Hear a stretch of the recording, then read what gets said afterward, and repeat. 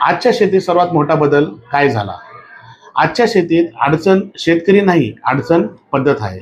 नमस्कार शेतकरी मित्रांनो, ॲग्रोनॉमिक फर्टिलायझर्समध्ये आपलं सहर्ष स्वागत. मित्रांनो, आज शेती खूप वेगवान झाली आहे. आपण जास्त उत्पादन देणारे बियाणे वापरतो, रासायनिक घटकांवर जास्त अवलंबून राहतो, एकाच पिकांची पुनरावृत्ती करतो आणि प्रत्येक समस्यावर फवारणी करतो.